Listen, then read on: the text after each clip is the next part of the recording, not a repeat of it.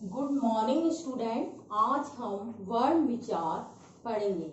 जैसे कि हम पिछले अध्याय में पढ़ चुके हैं कि भाषा किसे कहते हैं और भाषा किससे बनती है। भाषा जो है हम लिखने का कार्य वाक्य द्वारा करते हैं और वाक्य किससे बनते हैं।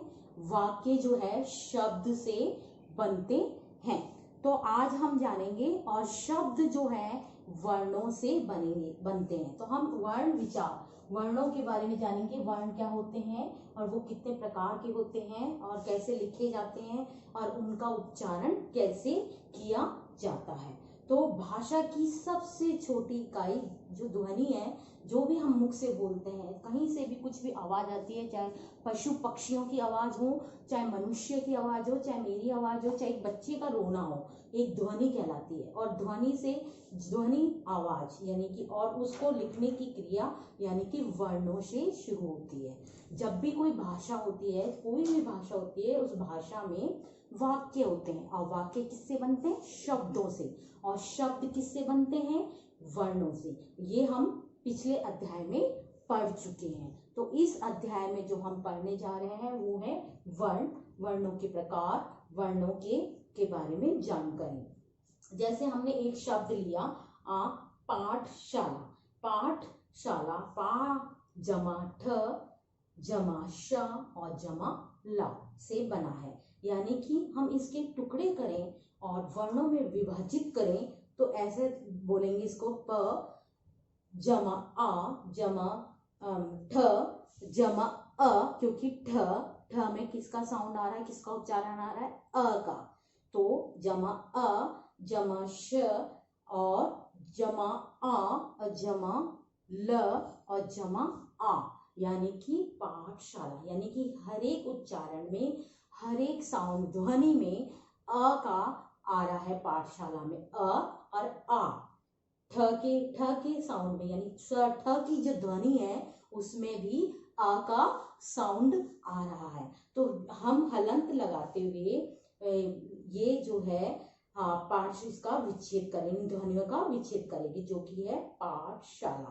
पाठशाला, किताब, बारिश, पक्षी, जो भी आपके जो शब्द हैं उनका वर्ण विच्छेद यानी कि हम कहेंगे कि वर्ण यानी कि कोई भी अक्षर, यानी कि इसके आगे हम अक्षर में ये शब्द लगा है, अक्षर में आ का आ एक उपसर्ग है। उपसर्ग मैं आपको समझा चुकी हूँ, पढ़ा चुकी हूँ कि अ जो है उपसर्ग हमेशा आगे लगते हैं। उपसर्ग का कोई अर्थ तो नहीं होता वैसे स्पेशल कि अलग से कोई अर्थ हो, मगर ये शब्द के साथ आगे जुड़ जाए तो एक नया अर्थ बनाते हैं। जैसे कि हम पढ़ चुके हैं, आपको मैं समझा चुकी हूँ कि उपसर्ग किसे कहते हैं। तो ये अ उपसर्ग लग करके शर का होता है विनाश, यानी कि अक्षर, एक शब्द बना है, अक्षर अ उपसर्ग है इसमें और अ का इसका कोई अर्थ नहीं है। वैसे इसका मतलब होता है नहीं, मगर इसका कोई खाली बिना शब्द में जुड़े कोई अर्थ नहीं होता। और यहाँ पर हम जोड़ देंगे अ को तो बन गया अक्षर, यानी कि एक एक वर्ण से मिलकर के एक शब्द बनता है और उसमें अलग अलग ध्वनियां होती है। जैसे कि मैंने अभी समझाया, पाठशाला में अ की ध्वनियां हैं, कहीं अ की है और कहीं पर आ की ध्वनियां हैं और दोनों को जमा करके हमने जोड़ जोड़ कर लिखा तो एक बन गया पाठशाला।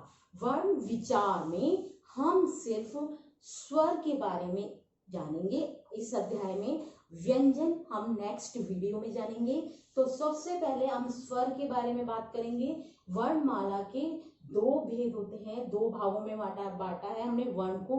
वर्ण वो है, वर्ण वह इकाई है, छोटी सी छोटी इकाई जिसके टुकड़े यानी कि खंड यानी टुकड़े नहीं किए जा सकते। भाषा की सबसे छोटी इकाई, जो भी हम बोलते हैं, जो भी भाषा बोलते हैं, उस भाषा की सबसे छोटी इकाई हिंदी भाषा में बोलने के लिए हमें जो भी शब्द बोलना है, जैसे बादल हमने बोला तो वो शब्द की छोटी से छोटी इकाई, जैसे ब के उच्चारण में भी अ आ रहा है, तो उसकी जो छोटी से छोटी इकाई के टुकड़े नहीं किए जा सकते और टुकड़े नहीं कर सकते हम, उसे ही हम वर्ण कहते हैं। तो आपको समझ में आ गया वर्ण किसे कहते हैं। भाषा की सबसे छोटी इकाई यानी ध्वनि, उसके टुकड़े और नहीं किए जा सकते और लिखित रूप में उसको हम वर्ण कहते हैं।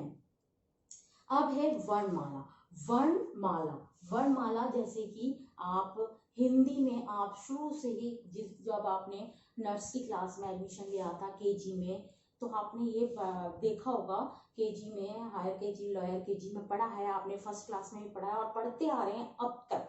जब आप 6-7 क्लास में आ गए हैं तब तक पढ़ रहे हैं कि अ आ ई जो है वर्णमाला कहलाती है।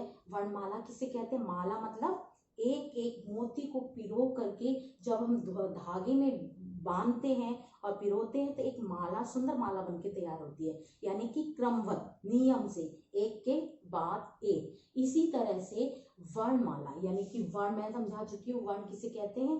तो वर्णों को एक के बाद एक रखने से जो माला बनती है उसे वर्णमाला कहते हैं।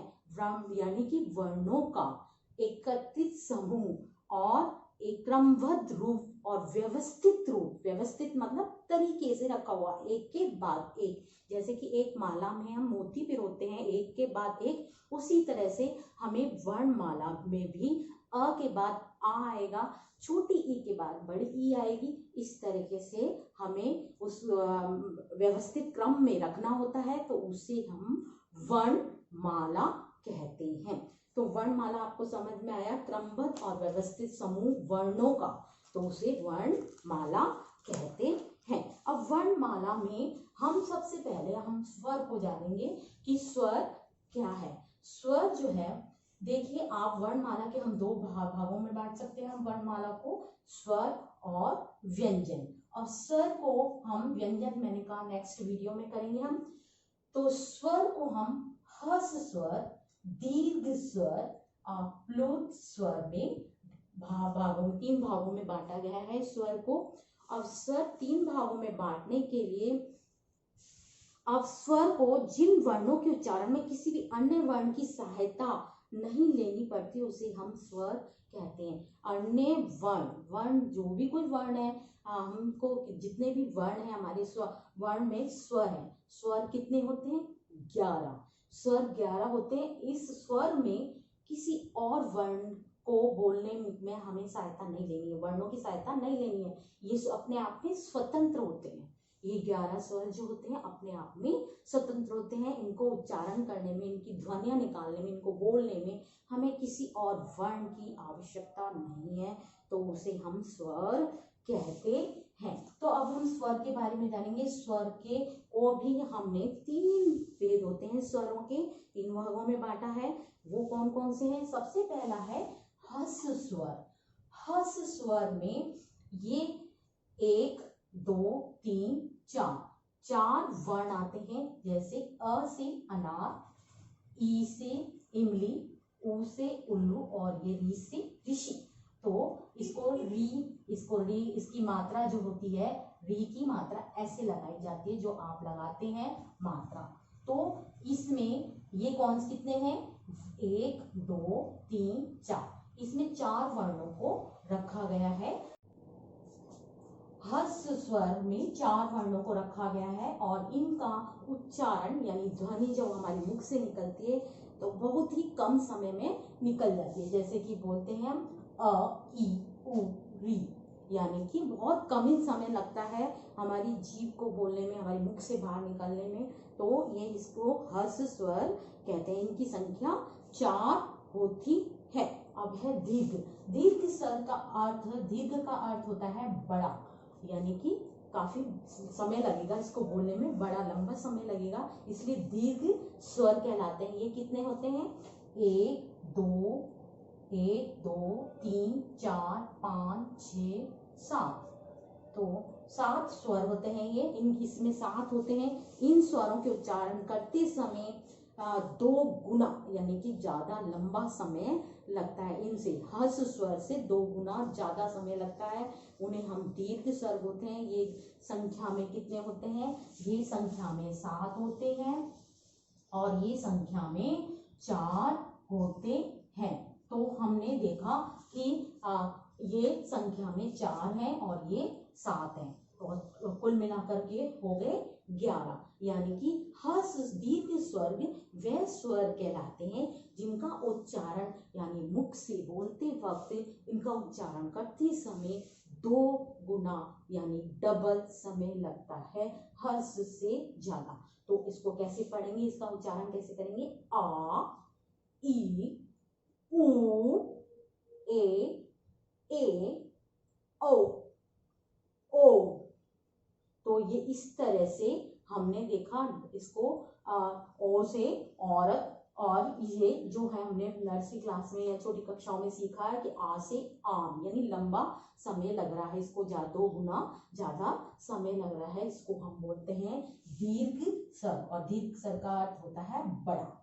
अब है प्लुत स्वर। अब प्लुत स्वर में देखा आपको ये जो है चिन्ह, इसका प्रयोग करते हैं, इसको हिंदी व्याकरण यानी हिंदी में बहुत ही कम इसका प्रयोग किया जाता है। जब हम लंबा बोलते हैं, जैसे सुनो, ओम, ओम करके बोलते हैं, या सुनो करके बोलते हैं, या ये राम, जब हम मुंह से एक चिन्ह, ये वाला चिन्ह निकलता है, ओम का मात्र निकलता है, उसे हम प्लुत स्वर कहते हैं।